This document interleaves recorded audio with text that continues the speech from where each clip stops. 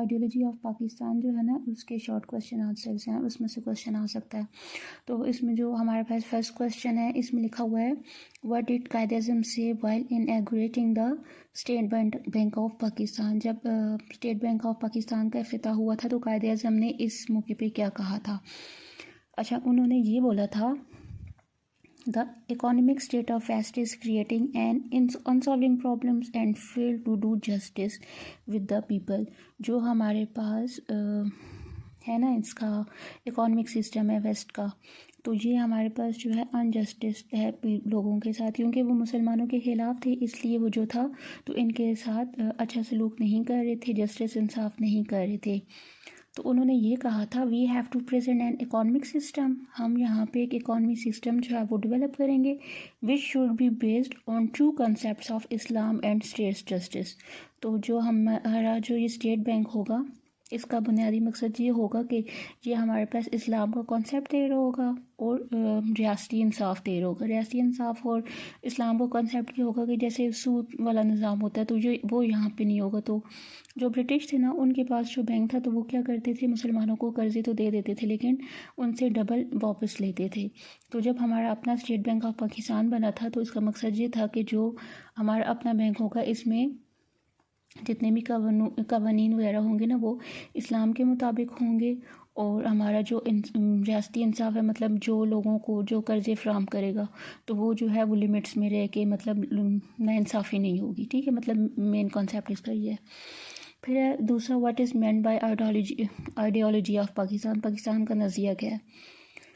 अच्छा, नज़रिया बेसिकली हमारे पास ये होता है ना कि जब मुख्तलिफ़ लोग जो होते हैं वो ग्रुप की फॉर्म में एक जगह पे रहते हैं, फिर उनकी सोच, उनका ख्याल, तमद्दन, अच्छा उनका जो भी ये सारे स्पेसिफ़िक चीज़ें होती हैं ना वो जब मिलती हैं तो वो आपके पास आइडियोलॉजी बन जाती है।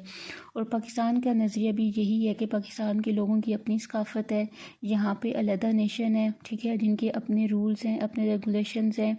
तो इसमें ये जो होगा वो किस में आ जाएगा, आइडियोलॉजी ऑफ पाकिस्तान में आएगा। पाकिस्तान का नज़रिया बेसिकली मतलब हमने एक्सप्लेन करने के हमारे पास पाकिस्तान का नज़रिया क्या है। फिर नेक्स्ट है हमारे पास when and who founded first regular Muslim empire in the subcontinent. Subcontinent में जो पहली रेगुलर मुस्लिम एम्पायर थी, सल्तनत थी, तो वो कब और किसने बनाई थी। तो ये MCQs में भी आ सकता है।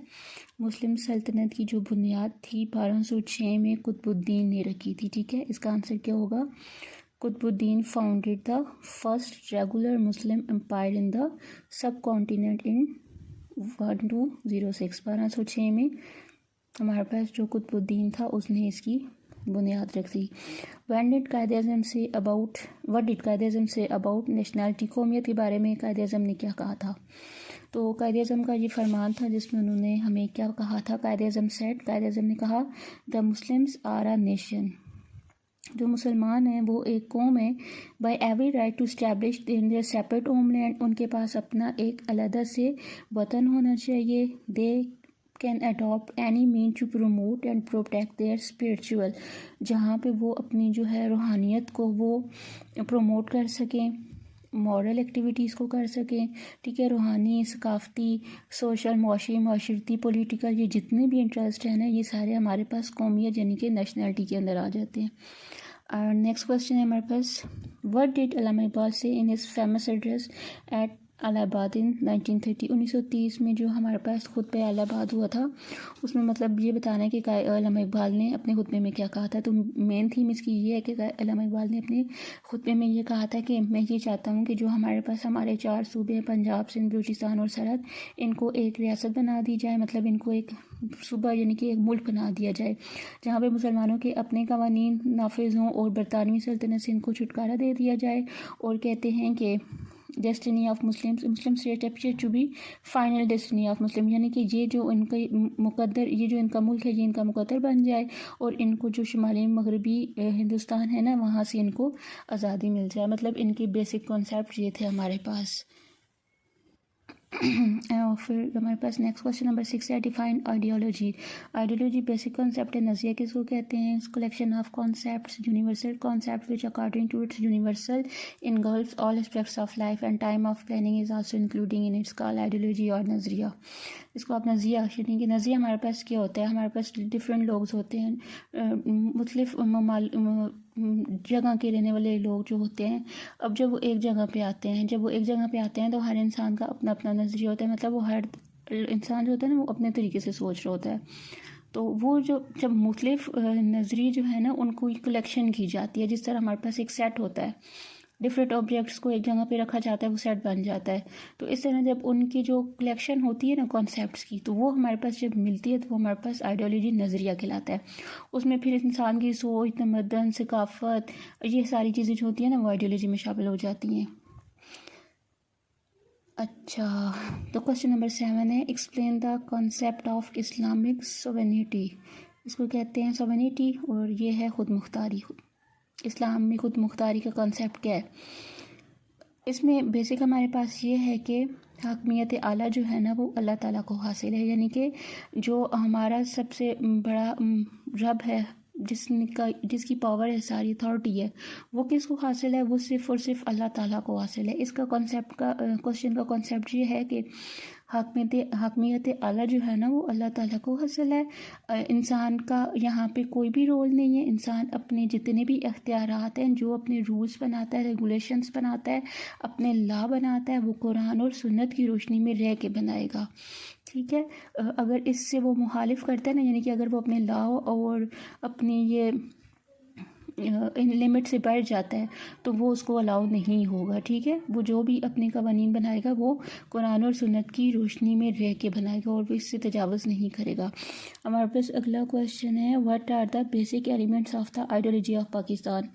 अब हमने पाकिस्तान का नज़रिया क्या है ये तो बयान कर दिया है, लेकिन इसके बेसिक एलिमेंट्स क्या हैं जिनकी बेस पे, मतलब जैसे कहते हैं ना हमारे पास घर बनता है तो उसमें पिलर्स होते हैं, तो इस तरह ये जो आइडियोलॉजी ऑफ पाकिस्तान है, पाकिस्तान का नज़रिया, इसके बेसिक एलिमेंट्स, इसके पिलर्स कह लें, वो क्या क्या है?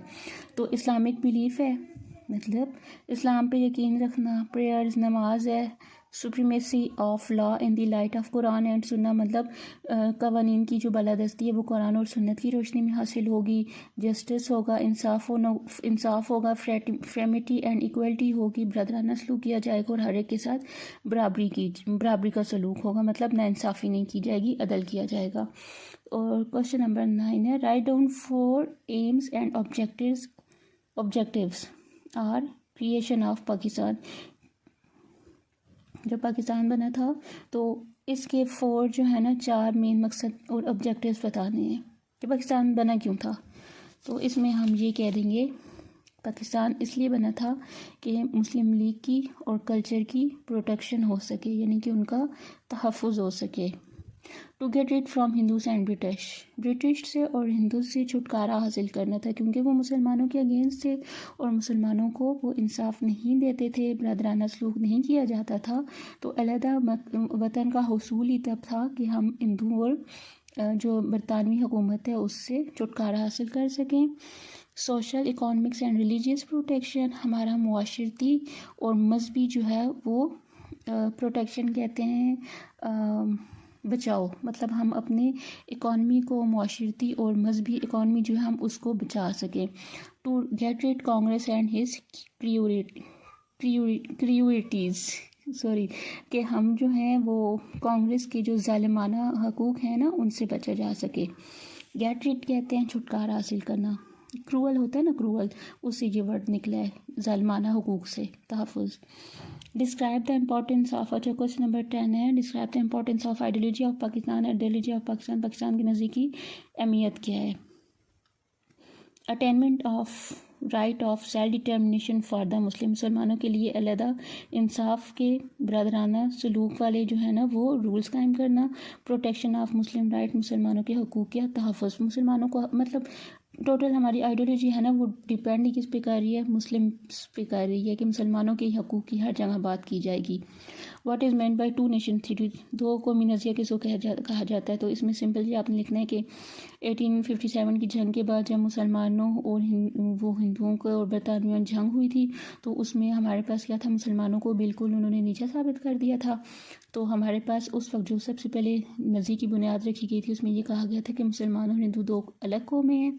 अगरचे ये हज़ारों साल जो हैं वो साथ रह चुकी हैं, लेकिन फिर भी इनके जो एक दूसरे की सकाफ़त है, कल्चर है, इनकी जो पहचान है, इनके जो रूल्स हैं, इनके जो खाना पीना है, रहन सहन है, इतने साल रहने के साथ बावजूद भी जो है ना वो एक दूसरे से डिफरेंट है। ठीक है, तो जब चीज़ें डिफरेंट होती हैं तो दो लोगों का आपस में रहना क्या हो जाता है, मुश्किल हो जाता है। तो इस थ्योरी की बेस भी इस बात पे ही है कि ये हमारे पास 2 सेपरेट नेशंस हैं जो कि कभी भी एक नहीं हो सकती। इस वजह से मुसलमानों का जो है वो अलग से पहचान होनी चाहिए। सो हमारे पास हमारा पाकिस्तान बना जिसमें मुसलमानों की अपनी पहचान है।